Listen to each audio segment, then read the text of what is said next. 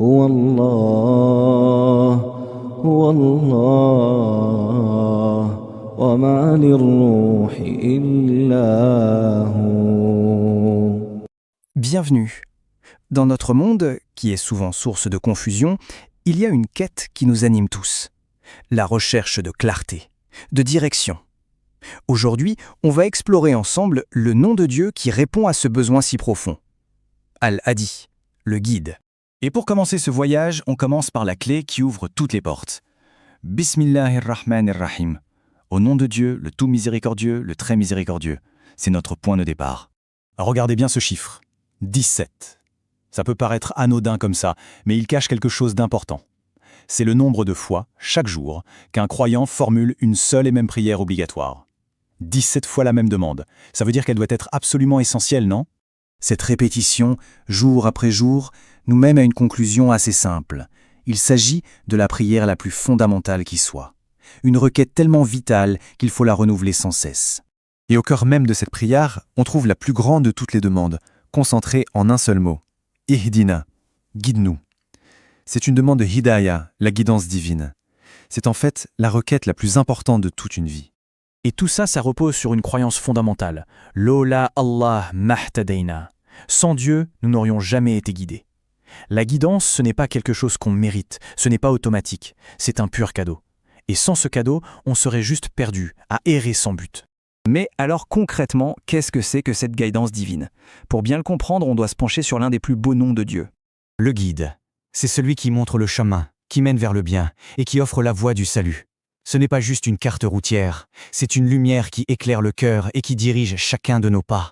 Et ce qu'il faut vraiment saisir, c'est que cette guidance est à la base de toute bonne action. Que ce soit la prière, un acte de charité ou un simple geste de gentillesse, tout part du fait d'être guidé. C'est un peu comme la racine de l'arbre d'où poussent tous les fruits de la bonté. D'accord, mais si cette guidance est si cruciale, qu'est-ce qui pourrait bien y faire obstacle ?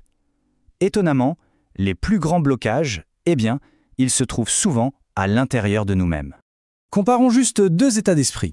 D'un côté, on a l'arrogance, l'envie de toujours débattre, la personne qui pense tout savoir. Et de l'autre, on a l'humilité, l'ouverture d'esprit, un cœur qui sait qu'il a besoin d'aide et qui est prêt à la recevoir.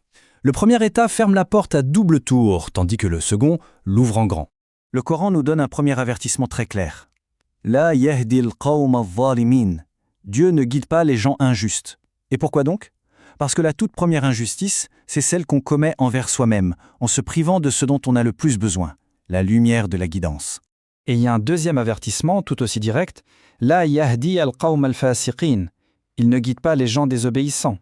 Parce que refuser d'admettre qu'on a besoin d'être guidé, c'est l'acte de désobéissance ultime. C'est comme déclarer qu'on se suffit à soi-même, et par là, on ferme la porte à l'aide divine. Alors comment on fait pour cultiver cette ouverture, cette humilité ? Comment ouvrir son cœur à la guidance ?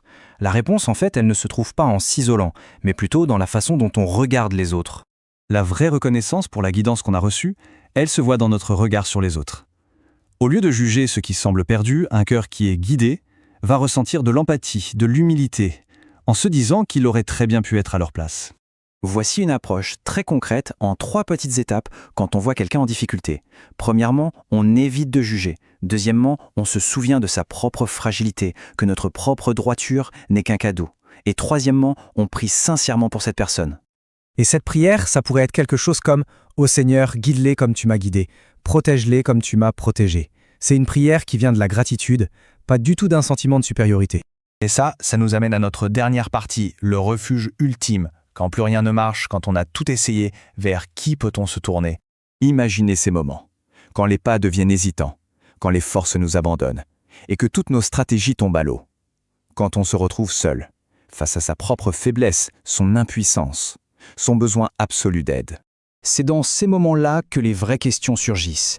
Qui peut encore nous guider une fois qu'on s'est complètement égaré ? Qui peut nous enseigner après l'ignorance ? Et enfin, qui peut nous rendre notre honneur après l'humiliation ?